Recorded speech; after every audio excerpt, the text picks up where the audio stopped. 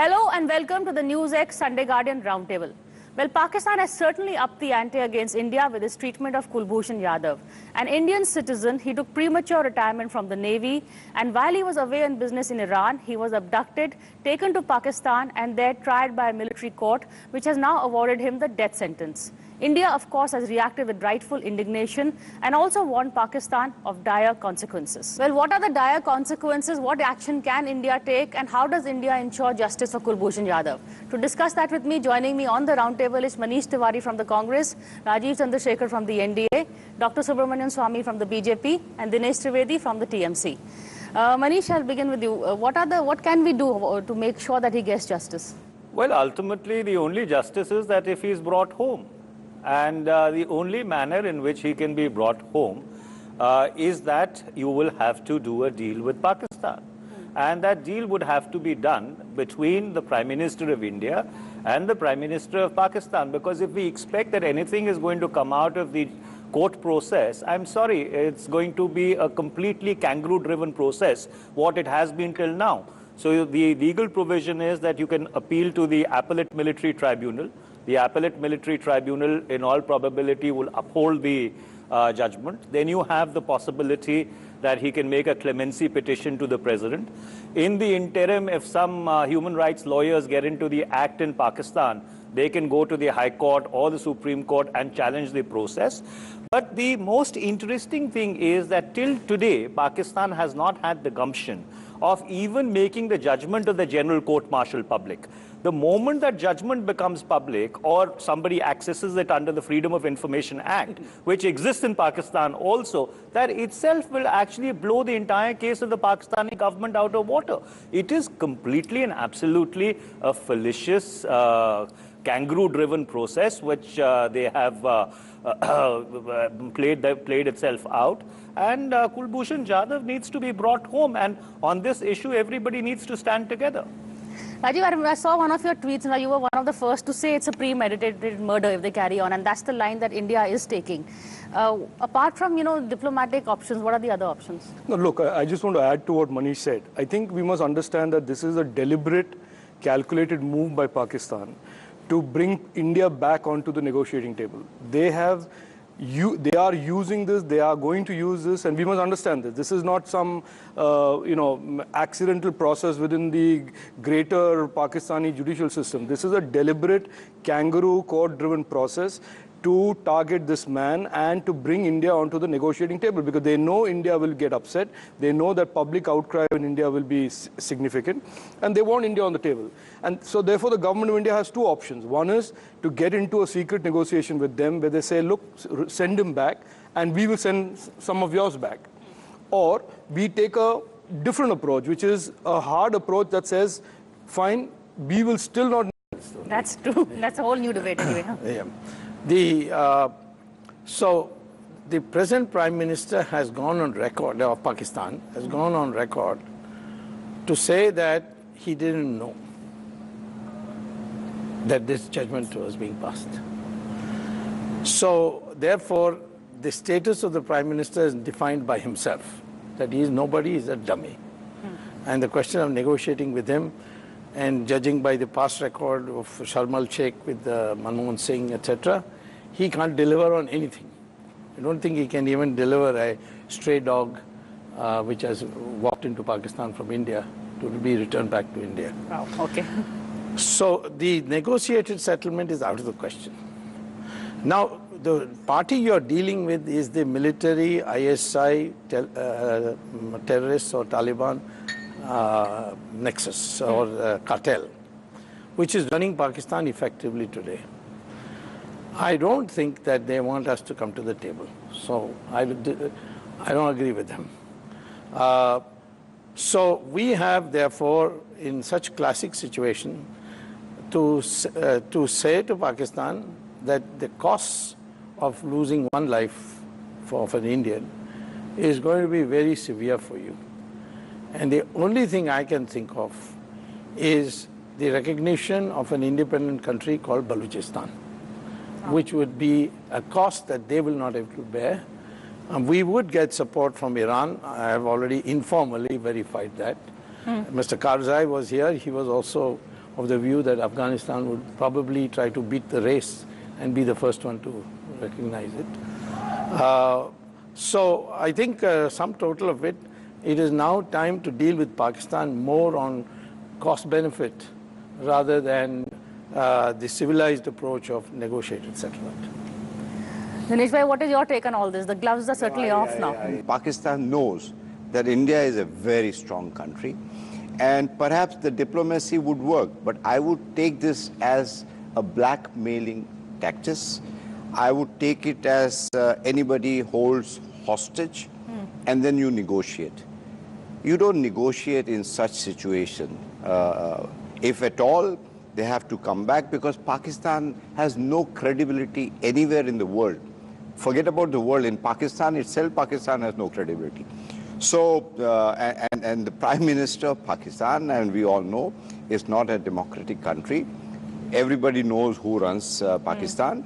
Pakistan is a little worried that India is really getting very, very strong, and that's the way it is. And I'm glad that there is no political divide in this, in both the houses. We are all together, we are very strong, and I have no doubt about it. This will be settled at our terms. Our terms? Our terms are going to be Balochistan. Would you agree with that proposal? I don't think we have a very good track record in terms of bringing our people back. I recall on the 29th of December 2011, when we were celebrating the 40th anniversary of the liberation of Bangladesh, I had raised the issue of the 54 missing Indian POWs in the House. And the then External Affairs Minister, Mr. S.M. Krishna, came back to me later and said that, yes, there are 74 Indian prisoners who are ostensibly in Pakistani jails, but Pakistan does not acknowledge their existence, including the 54 POWs. In fact, there was a delegation of relatives which had gone in the June of 2007, from the 1st to the 15th of June 2007, if I recollect, to visit Pakistani jails, but it came to a naught. So therefore, the fact is that, and I'm not making it partisan, our track record as a country in bringing our people back is abysmal. Look what happened to Sarbjeet. You know, the manner in which he was murdered on the 2nd of May 2013, despite such a high decibel campaign for his release. So therefore, let's make a break this time. And let's make Kulbhushan Jadhav's case a test case and at least bring that boy back home. I think that's what is important. Let's do something different is what both sides are saying, but of course their solutions are different. No, Priya, I tend to agree in parts with everybody, because, and it's very dangerous not to agree with Dr. Swamys. But coming back to the serious fact, I think this is an inflection point in the India-Pakistan relationship narrative. For too long, I think they have, in a sense, set the tone, and we have played catch-up. And I think they expect this Kulbhushan Jadhav episode to be one more repeat of the same. And that, I think, is a grave miscalculation of Pakistan. For reasons that Dinesh just said, there is complete unity in India today. And, when I introduced a bill, especially in the Rajya Sabha, about declaring Pakistan a terror state, there was complete unanimity, even though there were very few parliamentarians in parliament, complete unanimity that India needs to change the discourse, the narrative of its relationship with Pakistan. That we have to look at Pakistan and call them a sponsor of terror, treat them as a sponsor of terror. And so I think this episode is going to backfire on Pakistan, because of the determination that is quite evident in the political class, which is usually the last ones to come to the table on this kind of issue, that Pakistan cannot be let go and allowed to do this, which is a blatant violation of due process, rights of any human rights. So I think this is a turning point in how India will deal with Pakistan. What the reactions of the government are, I don't know. I'm not in the government. That Dr. Swamys is probably closer to the government to tell you. But it is a significant change in the way we will deal with Pakistan going forward. And your terror state bill, why? No, I think, look, I don't know why the government did not take that up, why that's for the government to answer. But I think there is general unanimity among civil society, people and the political class that Pakistan has to be now outed for what they really are. That is a sponsor of terrorism. And the sponsor of terrorism is the institution called the Army and the ISI in Pakistan, which is effectively running Pakistan. So note of caution on the Balochistan issue. What would be the consequences if we go ahead, supposing? No, there won't be any consequences because what can Pakistan do? What may happen is that if you were to announce, this is my recommendation to the government, I don't know whether they listen or not, but my recommendation is that you announce that this is what you will do. Most of the nations of the world will then prevail upon us not to do it. Okay. That is the time to tell them, get this man released, otherwise we are going ahead. The Americans are singularly silent today. The Chinese are probably chuckling. Okay? There's nobody who has taken a stand to condemn what Pakistan has done. See, this man, Iran has given a certificate that he was not a spy. Yes. That he was in our country and he was not in a spy. I don't know why this RAW suddenly went crazy and said he had applied for being made a member of RAW, and we rejected it. I don't know whether you saw this. It's in yesterday's papers. Okay. I don't know whose bright idea it is whether the National Security Advisor was consulted or not, and whether he approved or not, I don't know. But this is something the Prime Minister should take a look. If you want the world powers to do your work, which is only they who can do, for instance, the Americans will say, I'll shut down everything. If you don't leave this guy, they will leave. But to make the Americans do, we have to show that we have options, which will be painful for them. The Americans would not like this. So, and after all, recognizing an emigre government of Balochistan is not sending the army there. It's not a question of invoking a nuclear war or anything. It's a step where we have this kind of thing in many parts of the world, where we have emigre governments. We have, technically speaking, an emigre government of Tibet in Dharamshala. Okay, so the issue is, therefore, if you want a calibrated response, I would say this is the announcement you should make. I'm sure that the Americans will then move in. I'm almost sure, knowing them as well as you do, that they will move in and tell Pakistan, leave him. With the timing of this move, Dr. Swamy, how much is it to do with you mentioned the Dalai Lama's visit. How much is it to do with Donald Trump's offer to intervene? No, it's got nothing to do with that. It's so Pakistan is not looking for international attention. It's just macho mentality of that set called Army, ISI, Taliban. Look, no, I think, Priya, this really goes to show the desperation of Pakistan. I'm sure the people of Pakistan may not be approving as to what is happening, because they also know that it's better to have good relation with India, whether it is because of trade, commerce, and that kind of bhaibandi. So I'm sure within Pakistan also, when you talk about Balochistan, we have seen how people of Balochistan don't agree with people of their own in terms of their getting torture and things like that. So this is a bad move, a very, very wrong move and a misguided move. And this adventure of Pakistan, misguided, is going to cost them in terms of our reaction. And I'm sure, like I said, we have great diplomats, we have great NSA, and we have a strong Prime Minister too. So I'm sure this is a trying time. And whatever patriotism we have across the country, it's going to work well. But it's not as easy as I'm trying to make it out. We have to work towards that. And fortunately, the entire media is also, all are together. Yeah, on this I think everybody is.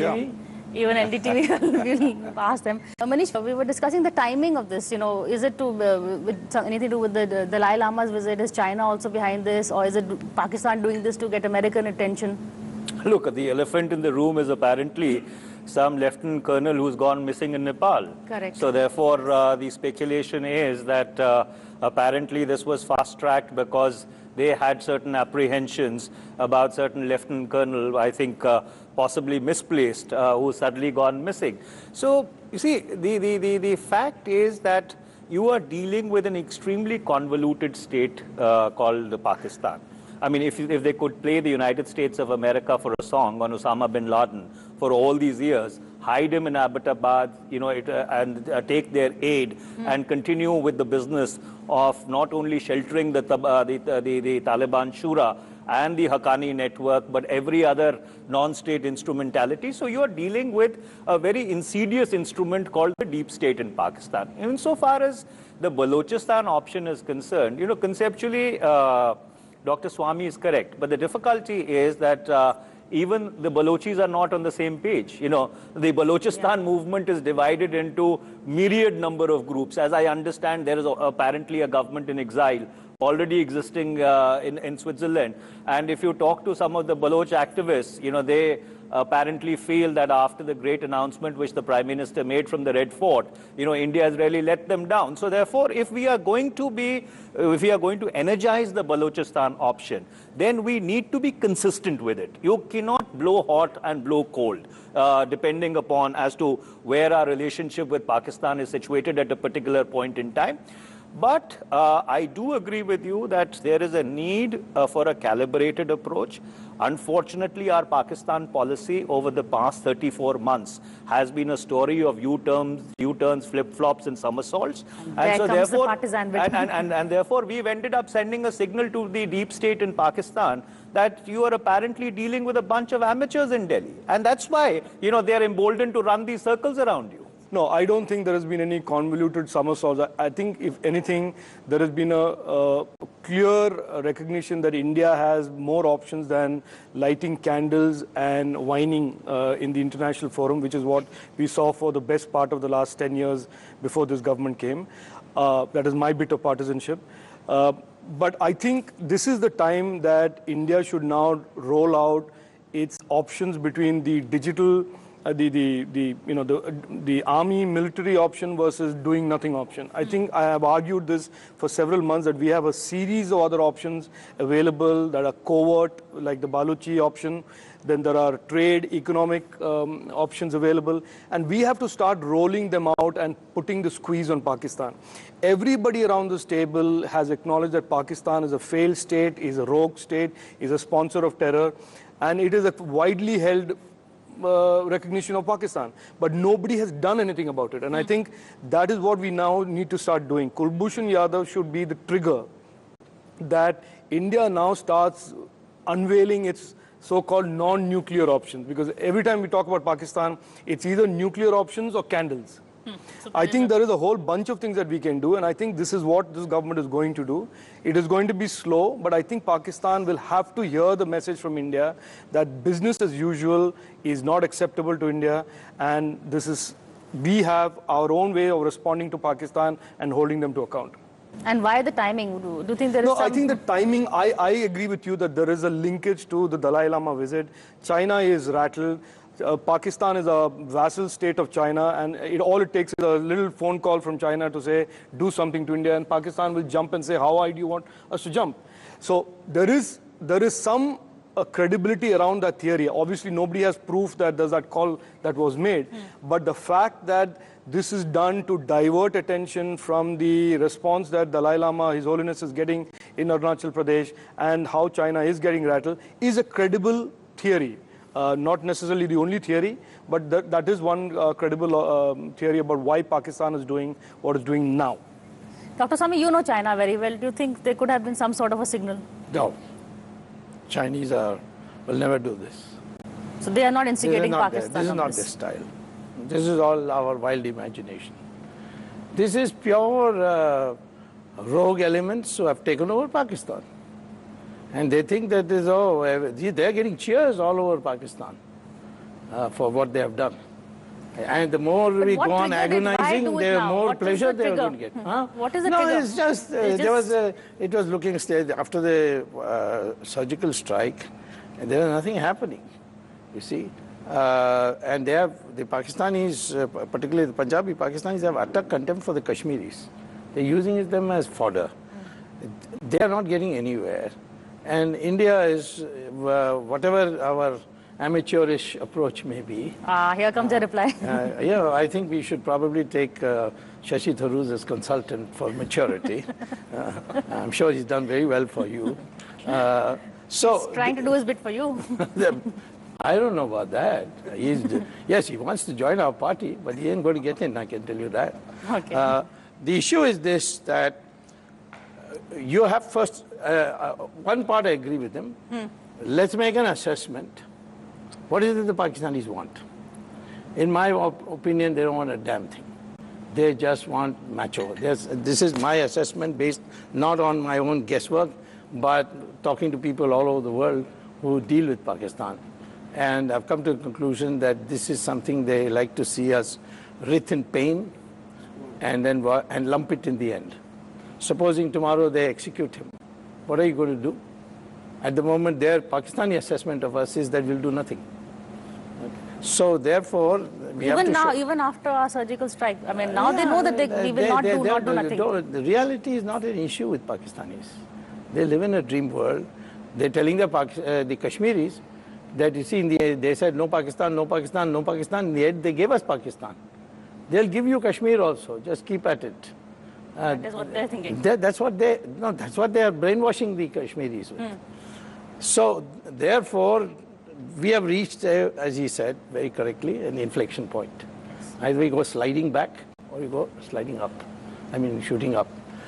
And this is the time to show there is a new Pakistan policy. No dinners, no lunches, no wedding no birthday surprises. No surprise stopovers. This is now a end game. Either you fall in line as a small country in our neighborhood, or you face further decimation. This is really the inflection point. I think India, subsequent governments, right from Rajiv Gandhi to Narendra Modi, we have reached out. Atalji went, the bus service. Prime Minister Modi really took a detour. But then we got Pathankot and we got Kargil. But so what I'm trying to say that we have shown all the gestures of friendship. Right. As a strong country, we said we need a strong neighborhood also. So we are still wanting that. But like Dr. Swamys said, if army is out to have this adventure, and if they want to prove that we are the ones who are ruling and not everybody knows. So as far as the timing is concerned, I don't think it's a lost nation. May I add something to what he said? Please. 4 times we've been to war. Please study the history of that. Each time it was a miscalculation by the army. Start with the last one, Kargil, the most stupid thing they could have done. Nobody in the world supported them. Even the Chinese told them, you have let us down. Right. Bangladesh, unnecessary provocation. Mrs. Gandhi was looking for a provocation. They went and bombed the 6 cities of India, and Mrs. Gandhi immediately executed what she had been preparing for 6-7 months. Take this same thing, this 65, take 47. All have been disasters. What we need is, therefore, this time, to show them what it really means to hurt India. Last word. You see, Priya, it's all very good to be triumphant about the fact that we are a strong nation. But, that should not mean that we become delusional. There needs to be a reality check. And the fact is that Pakistan today feels that it's in a very sweet spot, with the China-Pakistan economic corridor going through. They feel that their relationship with the Chinese has become institutionalized. For the first time in the history of Pakistan, you have a situation where the Russians are actually exercising with the Pakistani army. You have a situation whereby if General Nicholson's surge goes through in Afghanistan, America and Pakistan will be back to business as usual.